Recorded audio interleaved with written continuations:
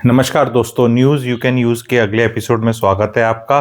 2-3 चीज़ों पे बात करूँगा। पहले तो एचआरए के ड्राफ्ट में जो कुछ नया आ रहा है, यूपीआई की लिमिट्स और एक और बात बताऊँगा। तो स्टार्ट करते हैं एचआरए से।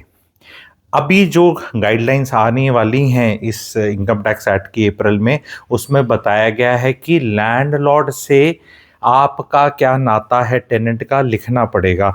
Government is now going full out to tighten the screws. And ये क्या, ये चीज 2 साल 3 साल पहले नहीं हो सकती थी? 4-5 साल पहले भी तो कर सकते थे सब।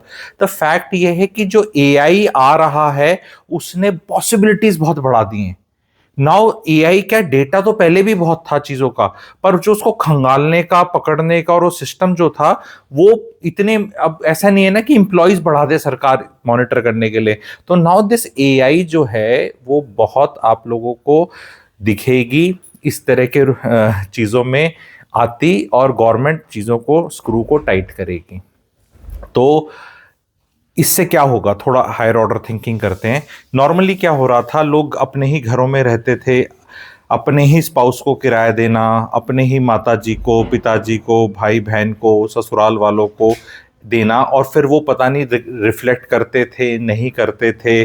कई जगह देखा जा रहा था कि ट्रांजैक्शन भी नहीं होता था, या 1 साल के एंड में कर देते थे, या कोई रिसिप्ट नहीं थी, कोई रेंट एग्रीमेंट नहीं थी, कोई पेपर वर्क नहीं था।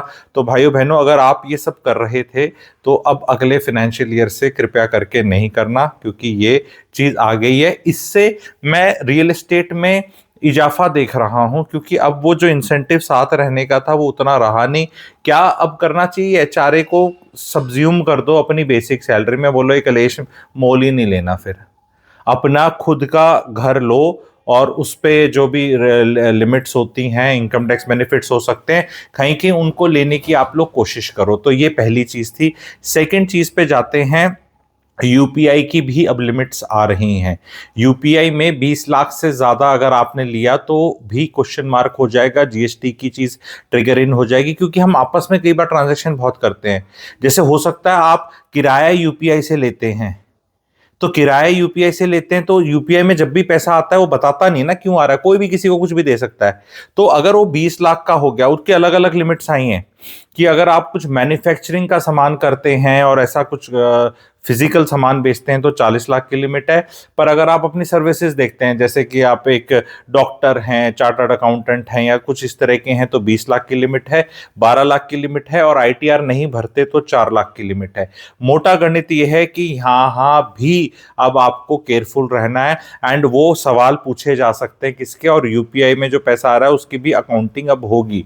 ऐसी किसी को दे दिया ले लिया, सरकार is interested in credit, debit में इंटरेस्टेड नहीं। आप पैसे किसी को दे रहे हो, कितने देने हैं दे दो, ठीक है, लेकिन आ कितने रहे हैं आपके अकाउंट में, कहां कहां से आ रहे हैं, और वो कितने फिगर बन रहा है, उसमें अब इंटरेस्ट हो जाएगा। तो ये दूसरी चीज थी। तीसरी चीज अगेन हम लोगों को डायरेक्टली इफेक्ट नहीं करती, बिकॉज ये सीईओज को इफेक्ट करती है। सीईओज पे भी गाज गिर रही है इनकम टैक्स डिपार्टमेंट की। 50 लाख से जो ज़्यादा कमाने वाले जो लोग हैं, कि इनने अपनी सैलरी का जो स्ट्रक्चर में पर्क्स कर रखे थे, घूमी घूमी का कर रखा था, कुछ इस तरह के अलग अलग सिस्टम कर रखे थे, तो वो चीज़ को भी इनको नोटिसेस मिलने शुरू हो गए हैं।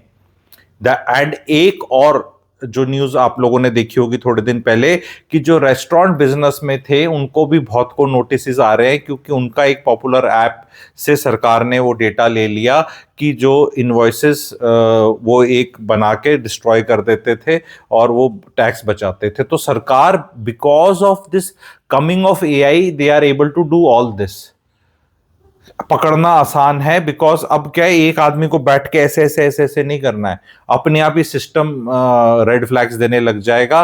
तो एक तरह से कंट्री के लिए अच्छा है, ऑनेस्ट टैक्स पेयर्स के लिए बहुत अच्छी चीज है कि भाई अब सब इस चीज के अंदर आए। जो हम लोग नॉर्मल मुसद्दी लाल ऑफिस ऑफिस वाले हैं, दुनिया जो ऐसी है, उनके लिए बहुत अच्छी चीज़ है, क्योंकि आपका तो टैक्स डिडक्टेड एट सोर्स ही हो जाता है, तनख्वाह जब स्टार्ट आती है तो कट के मिलती है। तो बाकी जो ये सिस्टम चल रहा था, स्मार्ट एक्ट कर रही थी जनता, ये कम होगा। एंड ऑफ कोर्स वो चर्चा का विषय रहेगा कभी, कि ये जो पैसा बचा के टैक्स होता है, लाडली बहना लाडली भाव, या पुल गिर जाएगा या खा जाता है, वो अलग बात है। पर हमें अपना इस तरह से केयरफुल होना है। मेरी इस वीडियो से थोड़ी सी सरकार से एक और भी गुहार है कि 20 लाख की जीएसटी की लिमिट आपने 8-9 साल पहले लगाई थी।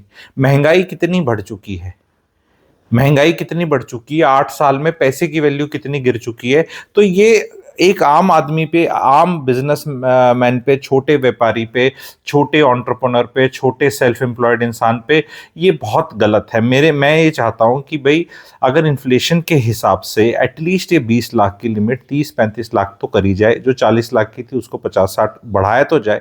आपने कोई चीज निकाली तो क्या 8 साल 9 साल होने को आ जाएंगे, 2017 में आया था शायद, तो 8-9 साल में आपने बढ़ाया नहीं है। अब आप चेकिंग लगा रहे हो, बिकॉज कई बार क्या होता है कि चेकिंग लगा दी, अब ठीक है आप चेक कर लोगे, लेकिन एक दायित्व और भी तो बनता है ना कि भी 20 लाख की लिमिट आपने इतने साल पहले दी थी, उस टाइम बड़ी ठीक लग रही थी कि चल ठीक है भी, आज से 8-9 साल पहले 20 लाख की वैल्यू काफी ज्यादा थी जो आज है, क्योंकि अब इन्फ्लेशन ही उसकी वैल्यू को हाफ कर देता है इतने साल में, तो है ना।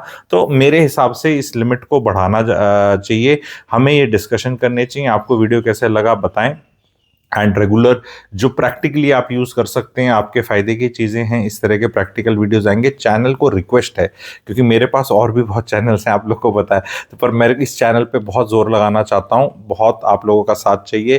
प्लीज़ अपने परिवार में 1 या 2 सब्सक्राइबर अभी ही ऐड कर दें, कह के कि हाँ ये एक हमें थिंकिंग इंडिविजुअल बनाएगा। न्यूज़ यू कैन यूज़ एक पैटर्न मेरा रहेगा नॉर्मली, और बाकी भी चीज़ें आती रहेंगी। तो आई होप आप लोगों को पसंद आए फॉर्मेट। लाइक करें, शेयर करें। Thank you very much.